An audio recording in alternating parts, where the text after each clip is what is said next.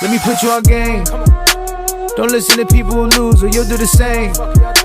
Stop talking to people who don't give a f*** what you saying. Stop spending your money on weed, go hop on a plane. Stop pointing the finger. Welcome back to another episode of the Pursuit of Wealth podcast. Today our guest is the Yogi Myers, if you know him on Instagram. Also know him as Garrett Myers, his real name. But we want to get to know Yogi, who Yogi is, where life started for him, and like everything that you're doing now, because you got your hands on a lot of things.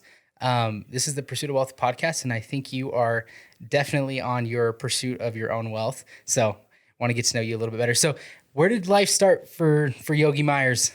Yeah, thank you. Thanks for having me on the podcast. This is my first real podcast I've done. I'm honored. Which I can't believe nobody's interviewed you on a podcast yet. I'm honored. Yeah, I mean, I'm born and raised in Idaho Falls. I went to Skyline. I graduated in 2010. Okay. I went on a 2-year mission to Mexico City. That was awesome. Did you play sports in high school? Yeah, I did. I wrestled and I played football. Okay. And I played football at Skyline like right before we were great. Like we were good, but we weren't as good as they are now. You didn't have the talent that they have nowadays. Oh, those guys are awesome, man. I know. Crushed like 2 state championships, I think, in the last few years. IF can't keep up. Down with the Tigers. Yeah, I did go to Idaho Falls High School. We were never great at football when I was there, but we were good at soccer, and that's what I played. So, I'll take that. We'll take it. Little chip. Any ambitions of going to play college football, wrestling? Yeah, I actually, I wouldn't describe myself as like the greatest in the world, but I was good at both football and wrestling. Yeah. I really wanted to, I had a roommate who walked on to BYU's team and he made the team. Really? And I really wanted to walk on with him. And I think I would have made the team. Like, maybe not, but I think I would have. Yeah. But I didn't honestly have the money to do it. I was working 25, 30 hours a week, going to school full time. And the times when tryouts were and practices were, I was like, oh, I got to work. Yeah. So it just didn't happen. And walk-ons are hard because you don't have a scholarship. You got to pay all your own fees. And it's cool that you get to play a sport, but it's a lot hard. Being a student athlete is difficult. Totally. It's a lot different story when you don't have a paid for scholarship. Totally. So, that's crazy. So do you ever think back on like, what if you'd given that a shot, or you just kind of like, it wasn't really something I wanted? I'd be playing for the Patriots on Sunday nights, man. If I had tried it, I wouldn't be here. I'll tell you that much. Yeah. But like, one thing that I've noticed, like running a sales team, and I'm sure you've noticed this too, but some of my most successful sales people have some kind of sports background. Yeah. And you're competitive. Like, I think you probably got that from your high school sports.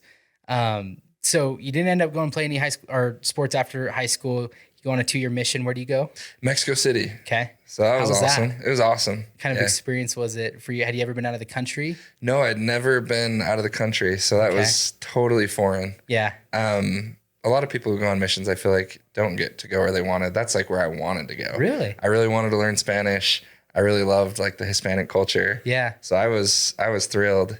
It was everything I could have hoped for. I learned Spanish, met some really incredible people. Yeah. Had some awesome experiences.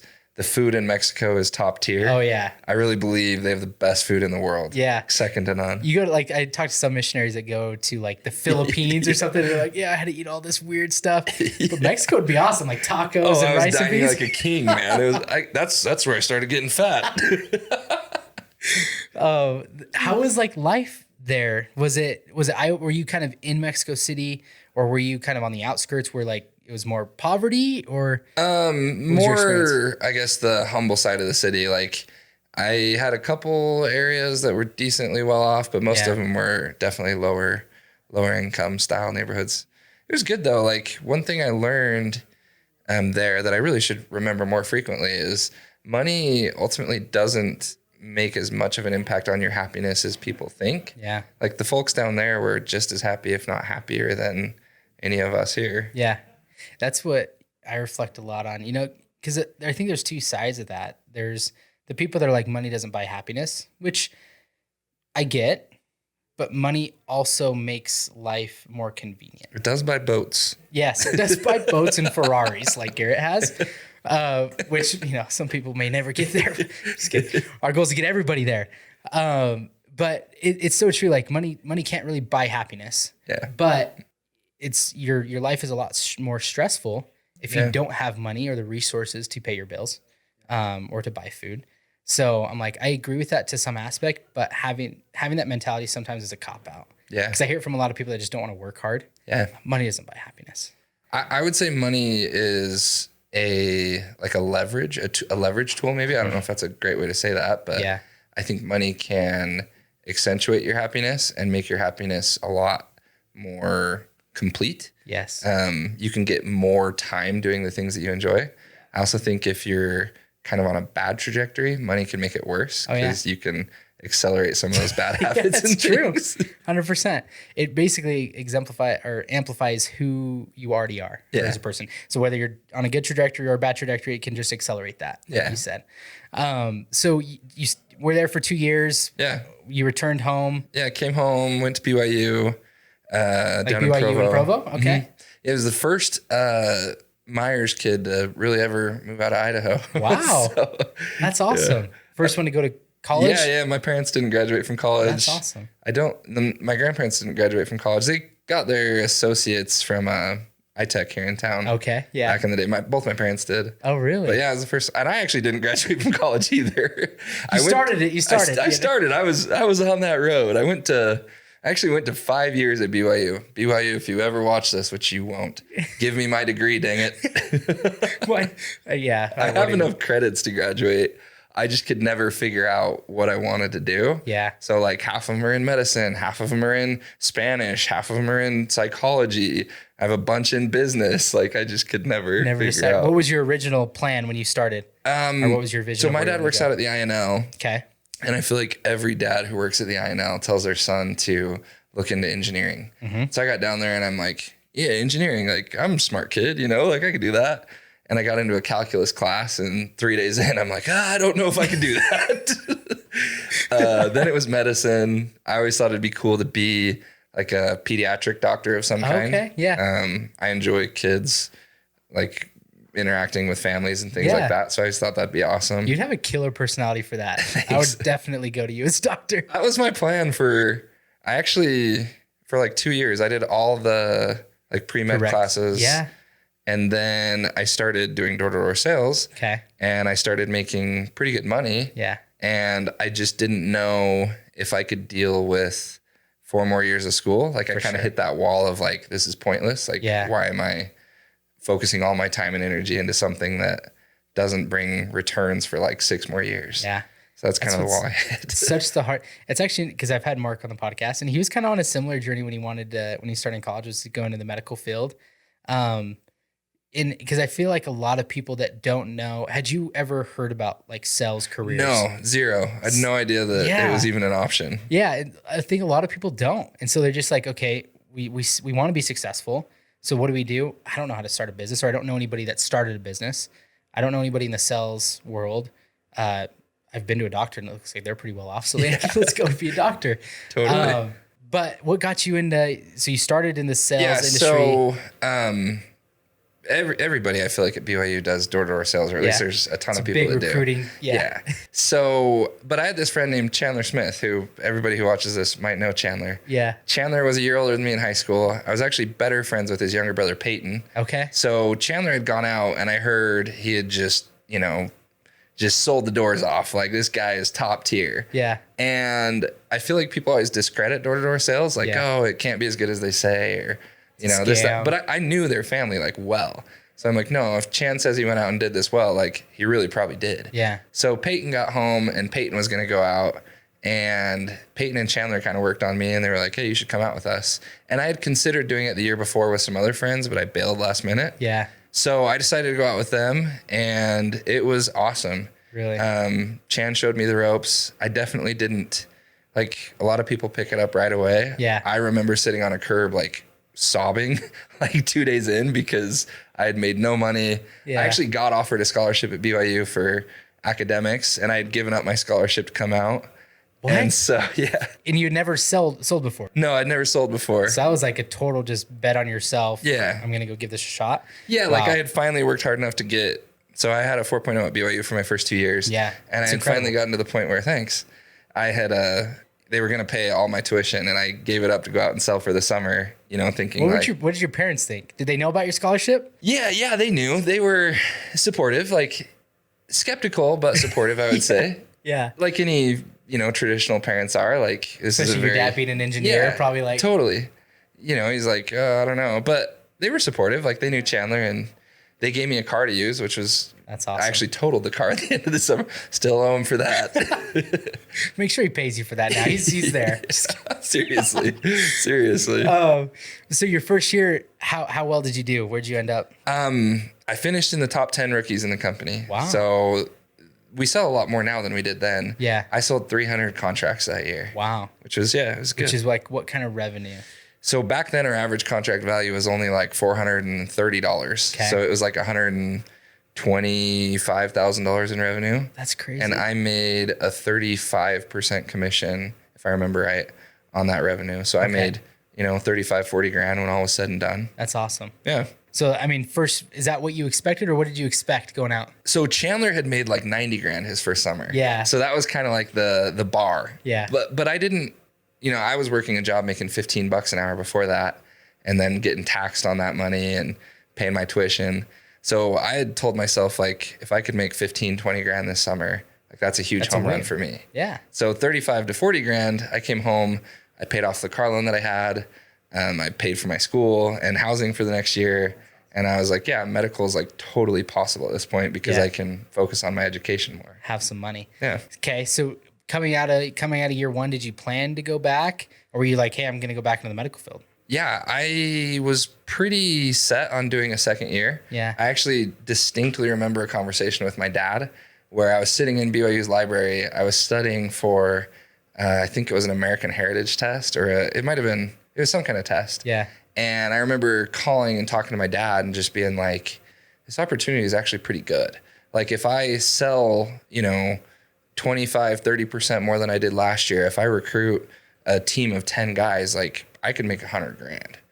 And I remember my dad being like, could you really? Like, you could actually make that much money? And I'm like, yeah, like, the math works out, Yeah. Like, it could happen.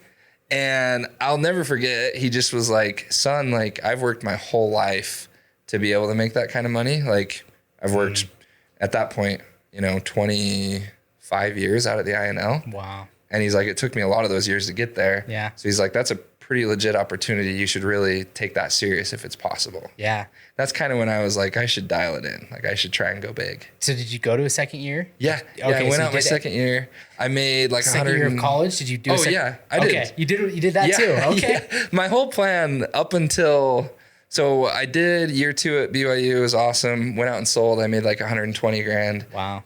Year 3 I did at BYU. That's when I met Emma, and we started dating and got engaged at the end of that year. And I went out that summer and sold. And all that time, my plan was like, be done with door to door within the next year or two. Yeah. And BYU rejected me from the business management program. Really? Yeah, which is, so you get into BYU, and then One of their biggest mistakes. seriously, come on. I got into the finance program, which is harder to get into according to everybody. Yeah. And then the business management program, which supposedly is easier. That's the one I actually wanted to do. Yeah. And I had to decide on finance before that deadline, before I knew if I got into business management. Okay. So I rejected finance. Oh man. And in hindsight, I probably should have accepted finance and then changed to management if I got in, but I didn't know that was an option. Got it. And so I rejected the finance program, and then I didn't get accepted to the business management program, which was like surprising. And I don't mean to sound boastful, but I had like a 3.96 GPA. Like, I had great extracurriculars. Yeah. So I was like, why did I get rejected? It was a sign. And that was kind of when I downward spiraled from school. Like, I still did another semester and a half. Yeah. But that's kind of when I was like, I actually transferred up to BYUI online at that point. Really? Because I was like, screw going to college. Like, I'm going to make money and I'm just going to get my degree online. I still live down in Provo. And then I didn't like the online thing. So I went back to some classes in Provo. And I was like, I can't do it anymore. So that was kind of the end of my college career. So were you paying for classes up until this point? Like all? I had a full tuition scholarship. So the way it worked, I don't know if it still works this way at BYU, but if you get, like, if you're above a certain benchmark of the rest of the school on your GPA, they'll give you a full tuition scholarship. Oh, okay. So like a year and a half in, I guess before that first summer, I got a full tuition scholarship for spring and summer semesters, which I didn't take.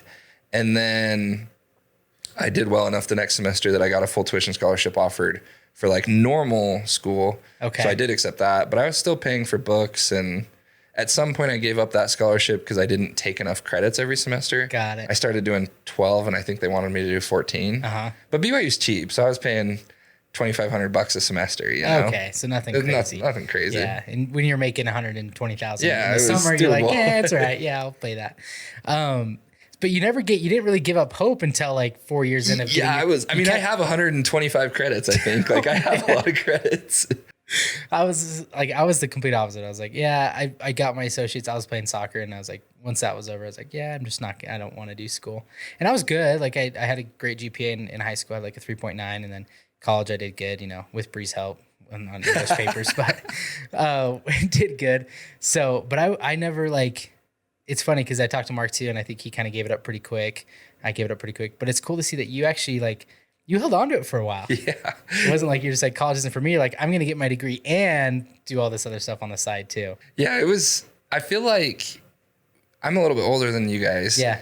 I'm almost like a half generation of college earlier. So I feel like everyone did school then. Yeah. Like I didn't have any friends that had dropped out. That's true. I didn't have any friends that were like, no, I'm just going to make money. Like everybody was making money and doing school. That's interesting. That's actually a good perspective. Because I think there is a generational thing where like in my age and like even the age now. Oh yeah, everybody drops out now. Yeah, it's like nobody actually finishes school, and being an entrepreneur and business owner is like the thing. It's like the doctor now. It's like maybe that was like you're the tail end of being a doctor is cool, and now being a sales guy and do that stuff is cool. Even like I love my in-laws. If my in-laws watch this, what up? I love them, but it's like when I married Emma, I was making great money. The summer after we got married was my 4th summer, and I cleared $200,000 that summer. Wow. But even then, it was like the discussion every time I would see him is like, hey, when are you going back to school? Like, when are you prioritizing graduation? And my parents too, like, hey, like you really should still like, look into this degree thing. Yeah. It was very, very much that way. I think it still is in a lot of circles, but for sure, I definitely busted out of that circle, said no more. Dude, I love that. My father-in-law was kind of similar. He's a financial advisor, and he got his 4-year degree, and he's been very successful with Edward Jones. And I remember like when we first moved back, and I was working at the bank, and didn't really know what I wanted to do. But he would and we were living in their basement for a little bit. And, in the mornings, so what's your plan? He would just like ask me these, and I had like these big, I don't know. Like one point I was going to start a clothing company, and then I was getting into real estate, and he would always ask like, how much money could you make here? What's your potential? And those conversations I think actually really helped me because it made me think long-term. Yeah. But it was also kind of like, I think he might doubt me a little bit on like what I'm actually doing. And now, we have a phenomenal relationship, and I think he's proud of what we've done, but it's interesting to have that perspective. And a lot of people don't break out and go into the sales world or chase what they want to actually do because they do have that little bit of pressure, and they just want to mold into what the family wants them to do. Yeah. So I think it's cool. And being an engineer, like you probably wouldn't be where you're at right now. So this has been like a weird paradigm for me. I think paradigm's the right word there. Yeah. I have some great friends from college that I'm like still great friends with. And especially those first couple years at BYU, there's like 2 or 3 kids who I did like all the pre-med classes with. Yeah. And we would like study together and, help each other out with homework. Like we were tight. And those kids are just now graduating med school and finishing their residencies. Well, not even finishing, like starting their residencies. Yeah. And it took them a little bit longer than probably some people because, they did sales and didn't do the summer semesters. And so they might be a year or 2 behind, but it's weird. I'm like, man, I'm kind of like on the, the peak of my career, or hopefully still going up, but these guys are just getting started. It's a weird period. Yeah. And they'll do awesome things. They're loving what they do, but it's just a different like world. You're like 10 years ahead of them. Yeah. Like I'm like, man, I'm 31 and I like, I want to retire by 40. Like I want to be big chilling, golfing and, hanging out every day. For sure. And that's real for you. That could absolutely be real, versus like just getting started into the actual career. It's like, you have a chance to they're going to make great money. Yeah. And over time, it's like, if they have debts, they'll pay that off and they'll be financially fine. But yeah, you're going to be able to enjoy what you've done over the last 10 years where you were in school, but making money essentially. Like you were learning a ton in sales, doing your day-to-day stuff. But yeah, it's such a weird thing. I think about that too. I have buddies that are just graduating with their degrees, and like, man, what would life be like if I wasn't doing what I'm doing now? And now I look back and I'm like, there isn't a point that I can really pinpoint that I was like, man, I want to go like crush it in real estate. It was kind of like I was going to get my license and things kind of played out. And now looking back, I'm like, I don't know what else I'd rather do. Yeah. I think something interesting with our society that I've thought a lot about this. Everybody looks at the risks involved with entrepreneurship and sales, whether it's real estate, whether it's door to door, whether it's insurance, whatever it is. Yeah. And they're like, well, there's a lot of people that don't make it. I'm like, yeah, it's true. Like I can't tell you how many people I've brought out that didn't do well. Like there's been a ton. Yeah. But at the same time, I can't tell you how many of my friends tried to go to medical school and dipped out at the last second, or tried to go to medical school and did, and then realized that they hate it. Yeah. It's like, that's also a big risk, and that's a big risk with lots of debt. Yeah. So yeah, you're taking on a large financial responsibility there. I think that's something that we don't talk about. Like that gets kind of kicked under the rug. Yeah, totally. Like, oh yeah, we don't talk about how many people dropped out of college and how many people started and never finished, but don't do sales. So, like only the top 10% or 20% actually make it. It's like 87% of realtors drop out after their first 3 years. It's like, that's a real stat, but why would you not give it a try? I think the other thing that I really believe with sales, like I really believe this. Yeah. If people are willing to go through those first 3 years and like you're willing to go through hell, like you got to be willing to do whatever it takes. Everybody makes it. The guy who never quits will always win. Yeah. It might take a year, it might take 2 years, it might take 5 years. Yeah. But you're always going to win in the long run. 100%. If you just never, because you look at that analogy into anything. If you shot 10,000 free throws, I've talked about this before. Alex Ramosi says, do something so much that it would be unreasonable for you not to be good at it. Yeah. Like it'd be statistically unreasonable for you not to be successful in door-to-door sales if you knocked 1,000 doors. Yeah. Like, and maybe the numbers are higher for door-to-door sales, but whatever it is, I tell my sales guys, it'd be unreasonable. If you guys made 100 calls a day, it's like, I asked them to make 15 conversations a day.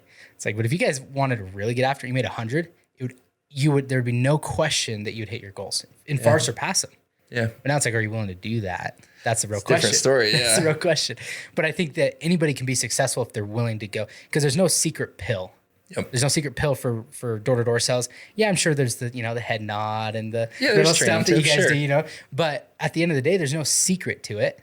It's just a numbers game, and you got to be willing to put in the work.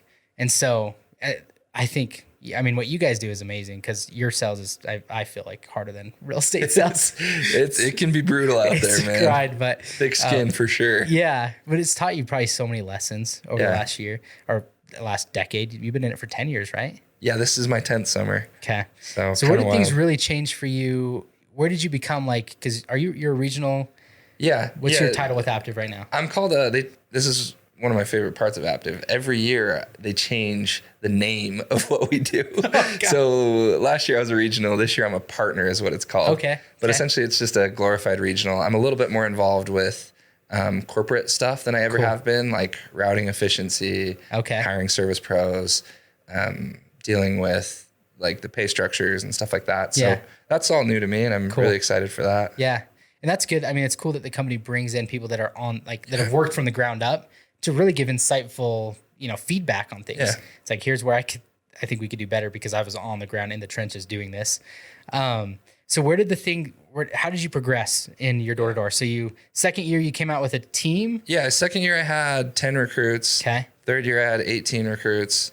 Fourth year I had like 28 recruits, but we had a banger team that summer. Really? Best team in the company. That's awesome. No one will ever beat it. What was like your sales stuff? We did like 7,500 accounts with 28 guys. I didn't have a single rep quit, which is like unheard of. Like there's a lot of reps that quit. Like if you go to security, the average is like 60 or 70% will quit. If you go to pest, it's like 20 to 30% will quit. I didn't have a single guy quit that year. Wow. So it was awesome. It's good leadership. Yeah. I think I was part of it, but definitely some good people around me too. That's awesome. Okay.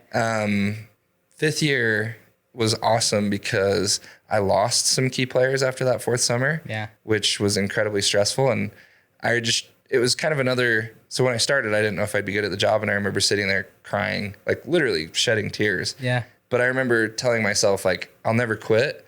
Even if I work this whole summer and make no money, like I have something to learn from this. I'll never quit. And I think that's one powerful. of the reasons. Thanks. I think that's one of the reasons I was able to become good at the job. And that year, after my fourth summer, I kind of said the same thing. I'm like, man, I lost some key players. Like, that sucks. But I was like, I'm just going to double down and like, I'm going to do what I can do. And I grew from 7,500 accounts to 9,500 accounts, even having lost some of those key players. Like, it was a home run for me. Yeah. That was year 5. Mm-hmm. So I feel like one thing I've noticed too in sales and in different industries is year 4 and 5 in really anything are your key years. Yeah. Like that's where I feel like a lot of people, it's like the upward battle isn't over, but it gets a little easier. Yeah. Because I feel like you've gotten those first few years under your belt. You know the industry that you're in.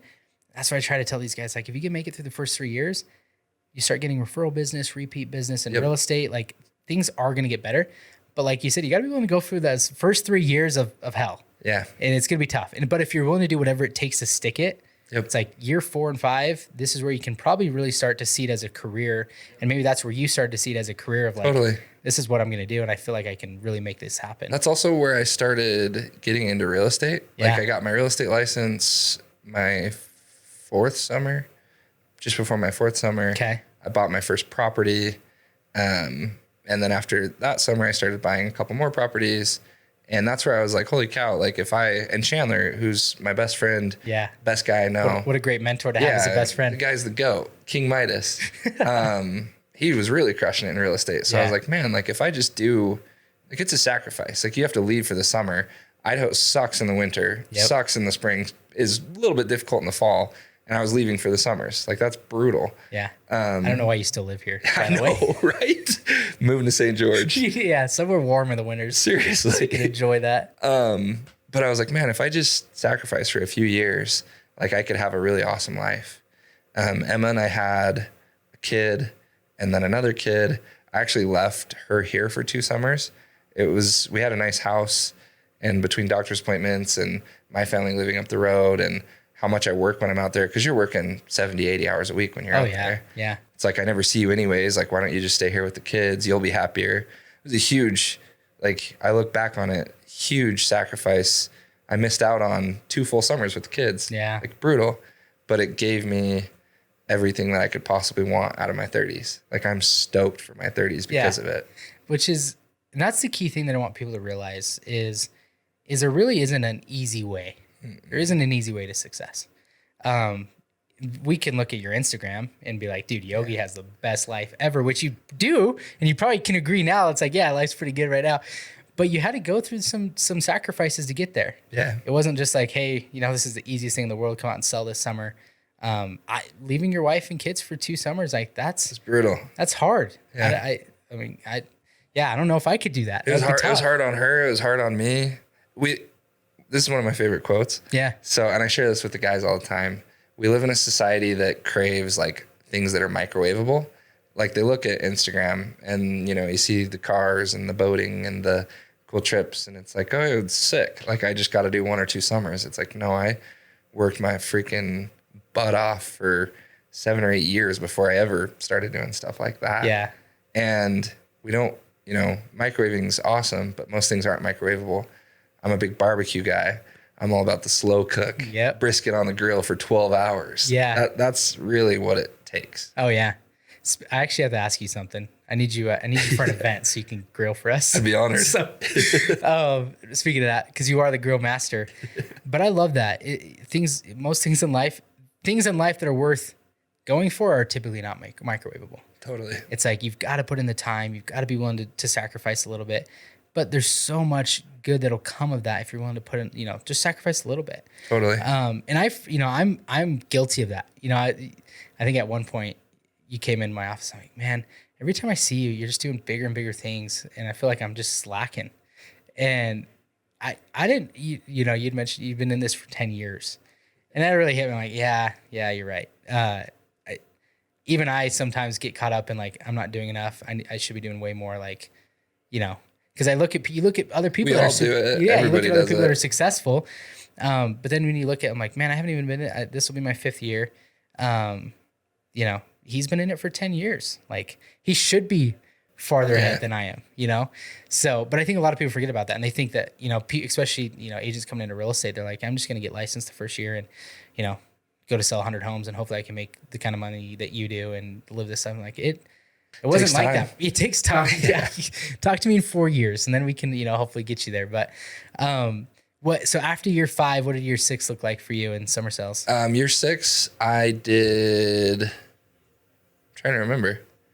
It's been a minute. You went from like 9,500 transactions or whatever? Yeah, it all kind of blurs together. I think I did 12,000 accounts year 6. Okay. Year 7, I hit regional. Okay. Which regional was where, like, you don't have to knock anymore. Okay. Like, you still should, you know, supplement your income with it, and you should, you know, do those things that are good, and you still have to support the team. It's not like you get to retire, but that's kind of where it shifted, and I wasn't knocking every day. I was traveling and training with the teams. I was spending a little more time at home. I was, you know, doing all these different things. So you're in more of a manager role, coaching role. Okay. Yep. Years 8 and 9 have been awesome. Year 10 is going to be our best ever. Yeah. Because now so technically you kind of got that step up. And you guys are just about to go out this summer. I know some of your guys are already out there. And I know Mark's out. How many guys did you sign up this summer? We have 600 reps signed. Wow. That's a little fluffy. It's, you know, there's some exaggeration there. Yeah.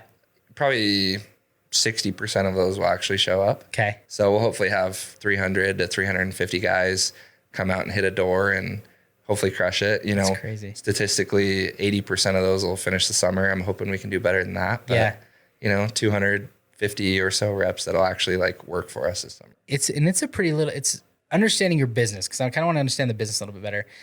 You guys take a little bit of a financial risk signing up X amount of guys. Totally. And not having a lot of them sign up because you're paying deposits on apartments and stuff, right? Yeah. So what does that look like? Yeah. Luckily, Aptiv is awesome. Like, they have a corporate team that helps us with all of our housing, all of our licensing. They front the down payments. They're awesome. Okay. But at the same time, it's all like riding on my head. Yeah. Like, if we go out and we don't do our job and we have guys partying and not working, like, I will make zero. In fact, I'll make negative dollars this year, which is terrifying. Because they're not just going to front the bill. They're going to come back to you for it. I mean, they're fronting it, but it's sitting on my name. So, That's crazy. So, what's kind of your expectation, your goal for your guys this summer? Yeah, I want to, if you want like a concrete number goal, like, I would love to see us do 25 million in revenue. Okay. Which is awesome. Last year you did? Last year we did like 17, 18 million. Okay. So we switched from accounts to revenue. So there's a change there. Got it. Historically, our average contract value was really low. Now it's really high. Okay. Like, we're hoping our average customer pays $900 a year for pest control this year. Got it. Okay. Yeah. Which is incredible. Yeah, it's awesome. You guys started doing like mosquitoes, I saw, and now you're getting a little bit into solar. Are you still doing solar? Yeah. Okay, cool. Yeah, we'll have, like Houston this summer, we'll have 80 reps setting solar. Wow. And we'll have, a team of 6 or 7 closers out there. Wow. Closing the appointments. So that'll be cool. Yeah, you're going to have a killer summer. What's kind of been the biggest lessons you've learned along this journey in sales? Yeah. And running a sales team, because I feel like, that's difficult. It's one thing to perform on your own in sales. It's another thing to get other guys to perform in sales. Yeah. When you become a manager, people don't just look to you as a manager. I think hopefully this is a good lesson. Yeah. People don't just look to you as like a manager for sales. Yeah. They want to emulate your life, is really what's happening. Mm-hmm. So when you recruit somebody, they want you to teach them how to sell, but they also want you to level up as a person and help them level up as a person. Yep. And I think if you can do that as a manager, and if you can do that as a recruiter, pave the way in all facets of life, you'll have a lot of people that want to work with you and want to follow you. And so that's always been my big thing. I have tried my hardest to always do what's in the best interest of the team. I have this saying that I say to myself, it's always give more value than I take. Mm-hmm. If I'm going to make a 3 or 4% override on a guy, I dang well better give that guy 5 or 6% extra value. Yeah. I love that. Yeah. Yeah. it shows that like you're not just tied into making these guys make you money, but you want to make sure that you're pouring into them as much as you're getting out of them. Yeah. You know? And not all managers are like that. And I think that's what's kind of separated you guys into this, empire that you've built with Aptive. Everywhere I look on social media, it's, the Aptive guys doing all these things and you guys are all sharing each other's stuff. I think it's awesome. I think you guys have a really good culture. What's been like the most difficult thing for you as a manager? So I actually hired a life coach this year. Okay. This is another part of like social media. Everyone always sees you happy, like especially myself. I feel like I'm really good at always looking like I'm just stoked and happy. Oh yeah. Well, you have the compliment, not to fluff you up a little bit, but you do have that positive energy. Thank you. Every time I've been around you, you've never been down. Thank you. You always just have a positive energy, but I know that's hard. Oh yeah. That's hard to do. I fight demons, I think, just as much and probably more than a lot of people. Just no one ever sees it. Yeah. But I feel it. Like I feel the down days. But no one ever sees it because I'm really good at putting on a happy face. And I feel happy a lot of the time. Anywho, I hired a life coach this year. Okay. And it's been a game changer for me. Okay. Like it's awesome. The guy is seriously enlightened. I never really subscribed to the idea that was worth it. Yeah. I'm like, why am I going to pay somebody to talk to me? Like that's so lame. Yeah. But the guy is next level. Like he is so inspiring.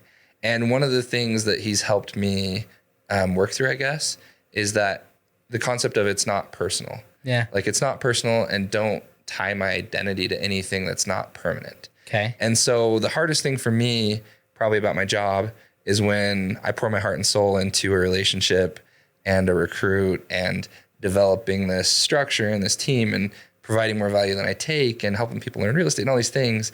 And then they leave for what they think might be a couple percent more. Yep. Or what they think might earn them an extra 10, 15, even $20,000. I'm like, great, but look at what we had. And I never did that. And I never even I would consider myself, not trying to toot my own horn here, but I would consider myself like probably loyal to a flaw. Yeah. Like there were times along the road where I maybe should have considered other opportunities and I never did, like not at all. Yeah. And I'm glad now because it's given me everything that I have here and I never will. Like I'm a builder and I'm never going to be I'm always going to be a builder. Yeah. But it's hard for me when not everyone has the same perspective I do on that. And 100%. I get it. Like, I get it. Like people are just trying to do what's best for them. But that idea of like, it's not personal. Like it's just them making a business decision and then also not attaching my identity to like that relationship. Like I got to attach my identity to who I am. Yeah. So that's kind of a weird conceptual thing, but that's really helped me. I love that. That's my biggest problem. I need a life coach too then. He's good, man. He's really good. Because I run into that same issue. It's, you're managing a lot more people than I am. But it's that same thing of like, you're going to pour into these guys. You're going to get them up and running. A lot of the times, like real estate is, especially when running a team, like it can be a revolving door. And that's something that I've, ours isn't as bad. But you felt it. Pretty good. But I felt it. I felt it when people leave and it's like, what did I do wrong? What I've noticed, and the fact that you said like, you're loyal. Yeah. You stuck with the company and you did it for a decade. And now look where you're at. Yeah. You look at a lot of the people that jump around and don't, they tend to, they get a short-term gain. Yeah. Short-term gain here because some other pest control company is going to give me a better split. Yep. It's like, great. But like, what is your long-term vision with that company? What are they going to help you do? Yep. It's like, if you're just willing to be loyal and stick something out, typically it's going to work for you. But the other thing I've noticed is the people that typically leave, it's because they're not willing to bet on themselves. Totally. It's like you were willing to bet on yourself, and that's why you're loyal to the company. Totally. Like, I know I can build wherever I'm at, I'm going to build it, so I might as well just build it here. Versus the other people, they're looking for somebody to provide them something better instead of creating something better for themselves. Totally. And so that's like, I've kind of come to that realization lately, because it was hard for me too. I'm like, why are they doing it? Because people would leave and they would say like, it was the best thing ever. The team was awesome. It's what I wanted. I'm like, I'm confused then. Well, then stick around. What's going on? Where are you going? But like, they have to go because they think that something is going to happen. Like something else could be better. And they're not betting on themselves to make their own situation better. They're hoping that somebody else can make it better for them. Totally. Which, I'm glad you shared that. How long have you been doing the life coach thing?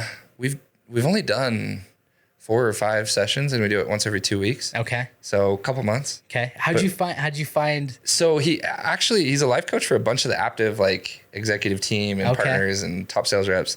His name's Nate. Okay. He came and did like a group session for us like a year and a half ago.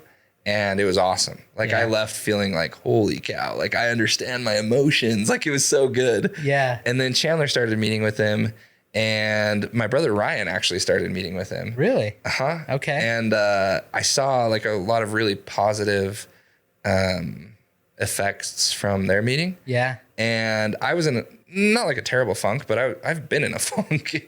And I talked to my wife, and she's like, yeah, you should do it. Like, what's the worst that could happen? Like, try it. Yeah. And it's been awesome. Like, really, really healthy and rewarding. Like, I spend a lot of money on stupid stuff like cars. And I mean, I spend a lot of money on dumb stuff. Like, man, a little investment in myself has brought me a 10x return. Yeah. As far as like how I actually feel. For sure. And how I actually am performing. 100%. And I saw, was that really a quote from him about the don't spend a dollar that you have invested? That I love that. That was awesome. So he's cool too, because, and I think this is probably a big reason why it's been so awesome. I really resonate with his like worldview. Yeah. Like he's a real estate investor like I am. Okay. He's a successful guy who I'm sure the money is awesome for him, but like I don't think he needs it. Yeah. So there's some passion involved there where he truly believes in what he can offer and truly believes he can help his clientele. So it's, he's top tier. That's awesome. I have a business coach. I don't have a life coach, but you know, that might be down the road when. And I don't even know what he would. I think like I asked Ryan, like, what are you talking about? Ryan actually talks to him a lot more about business. Yeah. So maybe it's just more that I'm like this emotional, you know, he's like, you offload your emotions on me every week. Like, let's talk about Aptiv. Well, that's good though. Cause it's like, you know, maybe he's like, I can be a business coach, but I can also be a life coach. And you probably understand a lot of the business anyway. You know, you're at a pretty high level. They're like, I don't need the business help. I just need like emotional help to make sure. Help me work through my feelings, man. Come on. That's what I've leaned on my business coach for life situations as well. You know, we just had our firstborn. Yeah. And you know, it was a lot of figuring out that dynamic. Kids change everything. You know, we were used to working all the time and going out to dinner whenever we wanted. And Bree was working in the business with me, and like those things changed. And so I leaned on him for a lot of insight on like, okay, how do we make this work as, you know, with the kids? And so he was able to play like that life coach for me. And I think it's just so important to have somebody to talk to. Totally. That's uninvested in he's invested in my success, obviously, because I need to make money to pay him, but he's not invested in like, there's no alternative motive. He's not in the day-to-day. He's not in the day-to-day anywhere. Like you can talk to your friends, you can talk to some of your business partners, but everybody's going to have potentially have an ulterior motive that they can lead you one way. It's good to just get an outside third-party perspective. Totally. It's like you have nothing to really gain other than give me good advice so I can keep hiring you. Totally. Exactly. So I think everybody should have a business coach, life coach, something for support to really hit that next level. But so with your life coach, I know that you guys talked about like real estate investing. I want to kind of dive into your real estate investing, because not only are you successful with summer sales and running a team, but you're crushing it in the real estate game. Thank you. It was actually annoying the last few years because any multifamily property that came on the market, I knew Garrett or one of the Aptiv boys was going to put an offer on it, and it was just so competitive. And you guys were dogs. It was like, accept our offer in 2 hours or we're not doing it. So, which is cool. So where are you at portfolio wise? So I own 33 rental units. Okay. And then a pretty big storage unit complex that I own half of with Chandler. Okay. How many units is the storage units? It's like 80, but I've found in conversations with storage unit people that everybody views it like we have 80 units that are big. Like some of them are rented out for $300, $350 a month. So we do have some smaller units that are only, 80, 85, but we have a lot of bigger ones too. So it's like 80 units, but it's a little bit deceiving. Yeah. It's probably more like a 160 or 200 unit compared to like the smaller units. Yeah. Wow. What do you prefer? Storage or I wish I owned more storage units. Yeah. They're, from what I've seen, they're way easier to manage. It's way less like, I own a lot of rentals where it's like, hey, the tenant moved out and trashed the place. It's like storage units, they move out and it's all metal, and maybe they bump the fascia on the way out, but it's like, it will just stick someone else in there. Yeah. It's a lot easier maintenance. Yeah.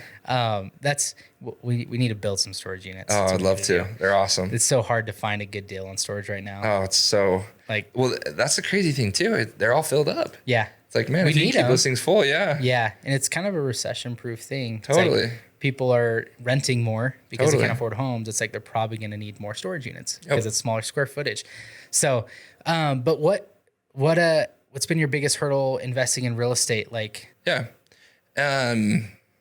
So when I started investing, I bought my first house in 2016. is that the one that you did the video on that you sold? Yeah. Okay. Have you sold anything else besides that? I sold a few other properties in Utah, but Okay. I didn't like actually pocket the money. I just 1031 exchanged it into Okay. properties up here. So you kept investing. That's the only one that I've truly ever sold. Okay. And yeah, it's a lesson learned and it's a cool story, but it haunts me for sure. Like how much I could sell it for now is painful, but what really hurts is how much money I know I could make with it as an Airbnb. Yeah. Like I think I could probably pull in $6,000 to $8,000 a month on that thing as an Airbnb. Oh man. And I think my mortgage was $1,600.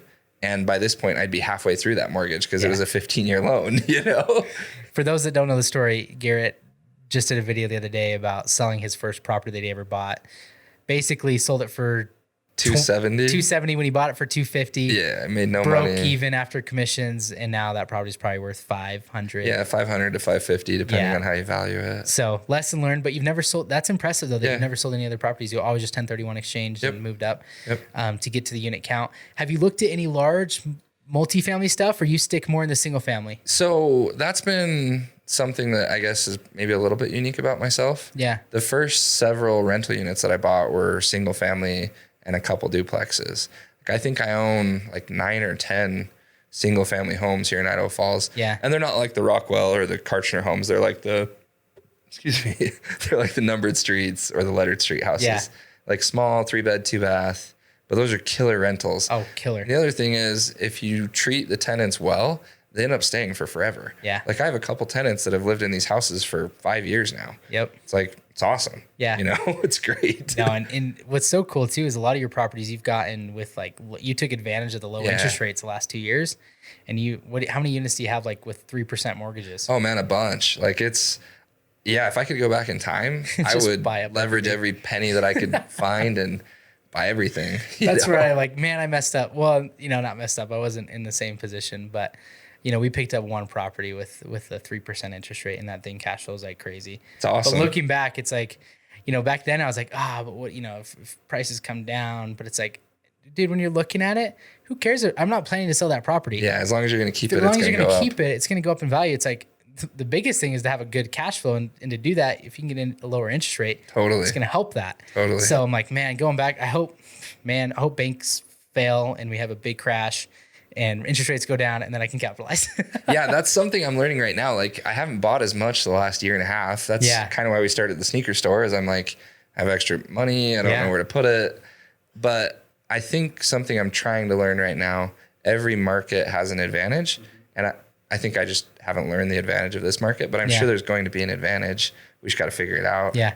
You're gonna get better deals. Yeah. We're already seeing it. There's people that have to sell. Yeah. They're gonna lose money on the property. And so if you can pick up a property that somebody bought a year, 2 years ago for the same price, it's like, because we've already seen about a 15% decrease in home values. You're gonna be able to pick up properties pretty cheap. And if you're okay floating that higher monthly payment with a higher interest rate, the fundamental reasons that we got into this issue with low inventory and high demand, those aren't gone. Yeah. They're just on the sidelines right now because interest rates are so high. So it's like if you're buying properties for a 5-year hold, you're going to see all that appreciation come back. Totally. So I think the opportunity here is to buy properties that you're not going to cash flow as well, but you're going to play the appreciation game over the next 5 years, and you're going to get a lot of appreciation. So versus if you bought anything in the last 2 years, it's like you probably lost appreciation short term. You're probably underwater for a little bit. Yeah. So it's like you got to ride that out, but we'll probably get back there. So if you can acquire properties now, you're not going to cash flow as well, but if you can float them, you're going to 2 or 3 years down the road, you're going to crush it. Yeah. Totally. So it's like I think people are just, and where it's so hard to say, because I'm the same way. I'm like, I haven't bought a ton yet, and I'm like waiting to see where things are going to play out, because the economy's been so bipolar the last few weeks, months, especially with the whole bank issues and how that's going to play out. But what's your goal with real estate? Where do you want your portfolio to get to? Yeah, I'd like to, so that whole don't spend a dollar that you haven't invested at least once quote that Nate told me. Yeah. I was there for a while. And then when I turned 30, I call it my third life crisis. I like went crazy. Like I was pretty frugal. And then I turned 30 and within a year span, I bought and sold like 6 different expensive cars. I lost a lot of money on that. Now I own some really expensive cars. I own a boat. I bought another cabin.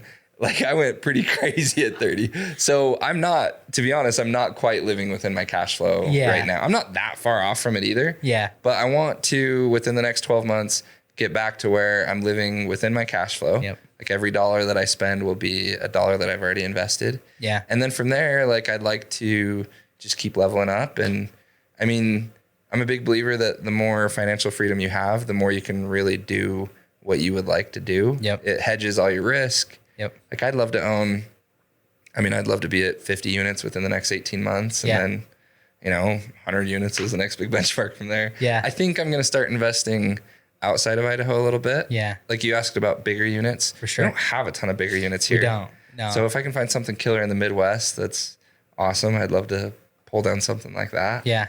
That's like my goal too. I'm like, I kind of want to get to a higher unit count relatively quickly. But what I'm looking at right now is I'm a little bit worried about the big multifamily market because there's a lot of multifamily that's been started. Totally. That hasn't come into the market yet. Totally. And I could see that flooding into the market. And especially it's the higher end. I think there's still the opportunity from like, if you can get a C property and take it to a B property, I think that's your moneymaker. But there's a lot of A properties. So many brand new, so many. And I'm like, I don't know how they're going to make the numbers work. Because if they start a construction at the higher costs, they most likely have debt on all of it. Killer interest rates. That's going to balloon. Within, typically on those constructions, they'll do a 5-year balloon payment debt kind of thing. So they're going to have to get out of it. But the rents are going to go down because they're going to have more competition in that higher end. And if we're in a recession, people aren't going to be able to afford that. So I'm kind of interested. I'm curious to see how this is going to play out with the big multifamily. So I'm going to stay away from it for a little bit. But that is the goal too, in the next 18 months, see how this shakes out and then try to go and acquire some bigger multifamily stuff and stuff that we could do value add. I know Chandler, that's Chandler's big thing too. Is looking at properties that can do value add to increase cash flows. So doing something like that is the goal too. You getting to 50 units in 18 months, that's like, that should be doable. 100% you need to be doing that. Yeah. That's no reason you're not there. How much longer do you think you're in summer sales for? Yeah. So that's a fantastic question. I love the relationships that I have with all the guys that I work with. Yeah. I also love all the relationships that I have with the corporate team. Yeah. I think I'm someone who is very relationship driven and commitment driven. Like if I didn't have those relationships, I'd probably be done now. Yeah. Like I'd probably, hang out now, but I've made hundreds of commitments to people that I really, really care about.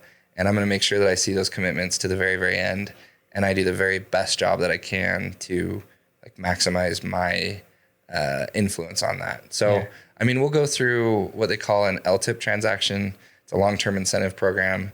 A lot of people make fun of Aptiv. If you're out there watching this, a lot of people make fun of Aptiv because we've hyped it up for several years now. Yeah. A lot of people thought it would have already happened. Yeah. But the LTIP will 100% happen. I'll get a juicy payout from that. Then there will be another round of it after that where the company will probably go public.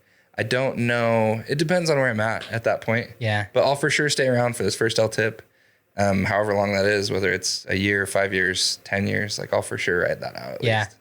That's awesome. And again, going back to your loyalty, it's like you're prioritizing first. You're like, it doesn't. I'm not concerned about the money I'm making right now. Like you could be done. You could be done if you wanted to, and you could go into real estate and you could just crush it there and live the life.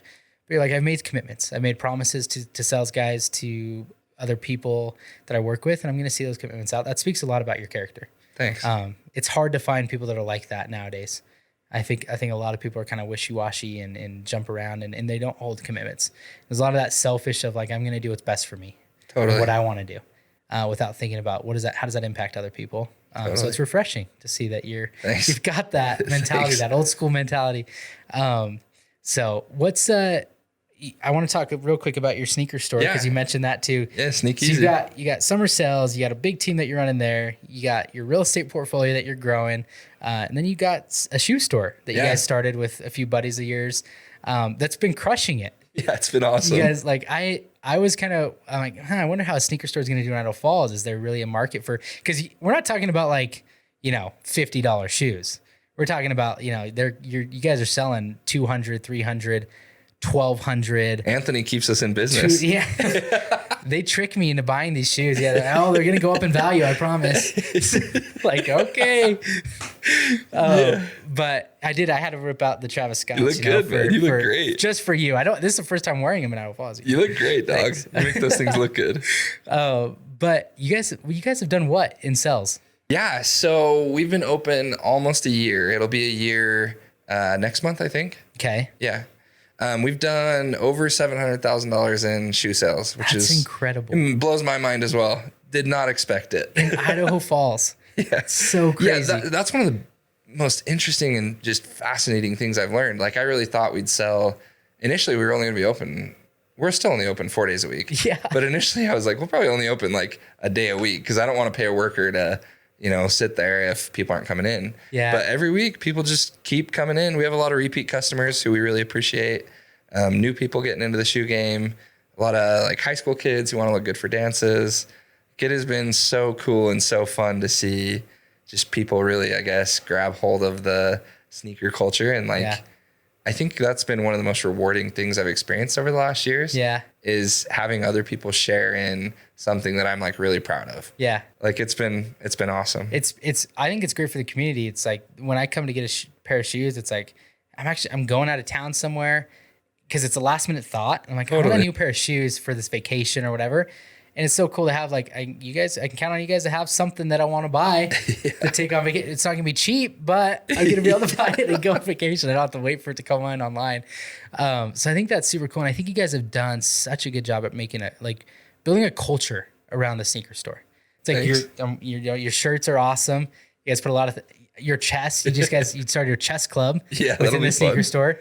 Who won the tournament this last weekend? These kids. So I recruited these 2 kids to do summer sales with us. Yeah. They're one of my team leaders' cousins. They both have a full ride to Purdue. Oh, dang. And they're like brilliant, like perfect ACT scores. Like I actually think they won the Indiana chess championship. So they played and they smashed us all.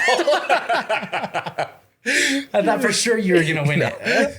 No, I wish I really enjoy chess. I started playing chess to help me have like something to keep my mind engaged instead of just mindlessly watching videos. Yep. I wish I was better though. I'm okay. Yeah, you got a good score on chess.com. Yeah. You inspired me. I ordered my first chess board. It's fun, man. And so we'll have to play. Yeah. I don't know any of the strategies. I'm okay. I can see it, but I don't know any of the lead out strategies and do that I'll stuff. play with these guys and they're like, oh, that was the King's Gambit Hyruko. And I'm like, I don't know. I just moved my king. I thought it was a good move. Yeah. It's like, that's how I am. But that's so cool. Cause I love that you guys have built that community within your sneaker store. What I think you have a really good talent with is building a culture, building a team and building a community. And you guys have given back to the Idaho Falls community. But that's one thing that I'd be excited to see you do, whenever I know you don't have time now, but whenever you do have time in the future, taking that into other businesses. Yeah. I think that's one of your skills is building the front end of a business and how that outward facing looks to the community, the marketing behind it, building a culture and a team around it. Thank you. It's been really cool to watch your sneaker store. I'm like, it's been fun. Thank you for the compliments. Yeah. The sneaker store has been I love it. I talked to Nate about this. I love it maybe too much because we don't make any money on it. We've sold a lot of shoes and we theoretically are making money, but where it's like a side business, we're not as organized as we should be. Yeah. And all the money that we've made, we've just put back into buying more shoes and upgrading stuff and Red Bull machines and ice cream machines and barber chairs, 360 cameras and we've given away probably $15,000 to $20,000 worth of stuff or donations to local sports teams. That's and cool. The sneaker store, we kind of have an unfair advantage because none of us are surviving off of it. Yeah. It's really just a passion project. For sure. But yeah, I'm excited for the future. I mean, who knows when or what, but I really want to build an empire here. And I love Idaho Falls. I love the people. I love the community. I want to do something awesome. We need to start. You know what we need to start? We need to start a restaurant. That'd be sick. You could create a really cool vibe at a restaurant. For a long time, I wanted to like open a barbecue restaurant. Yeah. Here. And you're killer on the grill. So and we'll talk about this after. What I need you for is we're doing like a big 4th of July event. Sick. So we do like for the community. We might have somebody that's going to donate a Traeger. Oh, cool. And we'll like do samples for people to sick. try. So I'm like, I need somebody that can use a Traeger to smoke some meat and like I'd be honored. samples. And I'm like, who do I know that's a good, Braden's pretty good too. But Braden looks like he knows his way around a barbecue grill. Yeah, he does. He smokes all the meat for the team and stuff whenever we want to barbecue. But I love you've got your egg and your Traegers and your smokers. So it'd be fun to have you at that event. But we'll get it. I know we've probably even gone over time here, but we'll wrap things up and leave the listeners with something, maybe like the 2 top things or 2 best advice pieces that you could leave with the audience. People that are maybe looking at, these listeners are looking to start their own pursuit of wealth. They may be looking to invest in real estate, maybe get into sales, build some wealth for their family. What's kind of your biggest 2 pieces of advice? Yeah. Man, I think hopefully these are good pieces of advice. One of the things that I'm probably most grateful for is that I took a risk and I got into real estate investing and I got into sales. And so I would say, don't stay on the sidelines. Like just jump into something, whether that's real estate, whether that's door-to-door sales, whether that's investing in real estate, whether it's trying to wholesale stuff. There's a lot of starting a sneaker store, like jump in, you're going to learn some lessons along the way and it'll either go well or it won't, but you'll never know unless you jump in. I think that's one of my superpowers, if you will. Like the guys kind of make fun of me, like the sneaker store. We had this like idea for it. And then before they knew it, I'd spent $40,000 on shoes and done a whole renovation in the back room. And they're like, we don't even like, what are we doing? You're like, we'll figure it out. I'm like, yeah, it'll work. And it has worked and it's been awesome. And we still have a lot of stuff to figure out, but we jumped in. So that's probably my biggest, tip. And then the other one I think is to be patient. I really don't believe I'm the most talented recruiter. I think there's guys that are way better than me. I'm certainly not the most talented sales rep. I'm not the most financially savvy. I blow my money on dumb stuff all the time, but I do stay really consistent. Like I will show up at the office every single day this summer for 6 to 8 hours, and I'll answer every single text that I get at 7 a.m. and midnight. And I've done that for 10 years. Yeah. And sometimes I hate that I'm so consistent because I really don't feel like I've gotten a true breather in years. Yeah. But I guess it's one of my commitments. And I think if you can stay consistent for a really long time, even if you're not the best, eventually you become really, really good. Kind of like you said. Yeah. And dude, it's incredible. I mean, if I text you, I know that you'll respond at some point. Like, which is cool because I know how busy you are. Thanks. But the fact that you do get back to people, that again, it just goes back to you and your character. Also, I need to start a podcast and have you on it so I can sit here and give you compliments for an hour. No. You're making me feel like $1 million bucks, man. Got to get you out there so you can sell. I got to sit here and give you compliments for an hour next time. You've been so nice. And going back to your other tip, just get rolling and stuff. You just can't be afraid to fail.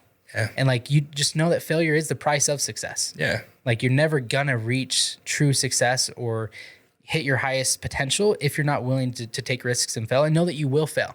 Totally. And that you will learn from those lessons. I'm sure not everything has gone like you planned. Yeah, I bought a lawn care business that I hated. Yeah. And it was a pain in the butt, and I for sure lost money on it. There's been some hiccups along the road to success. Yeah, but we don't talk about that. Nah, whatever. Nobody's going to talk about your failures. They're going to look at your successes. So don't be afraid to start. Keep going. Reach out to, so if you guys don't follow Yogi Myers on Instagram, you definitely need to. Yogi Myers. He's got an incredible content. You're going to see his Ferrari and his souped up Bronco and his boat that he's going to take me on this summer. Can't wait for that. Yes. But he's got he's going to show all the highlights, but also know that all comes with hard work. It wasn't easy. It's been a 10-year ride for you, and you've put in a lot of time, and you're still putting in a lot of time and work into that. So, but I think it's cool. What you've accomplished is really cool. So thanks. If you guys have questions, shoot Yogi a DM, leave me a comment, let us know what you think about the podcast. And if we need to have Yogi back on to ask more questions, we will. So we'll catch you guys next time. Thank you. Don't listen to people who lose or you'll do the same. Stop talking to people who don't give a what you saying. Stop spending your money on weed, go hop on a plane. Stop pointing the finger and start taking some of the blame. Let me put you on game. Control your emotions, most of the time it's really not worth it. Don't be ashamed and beat yourself up for not being perfect.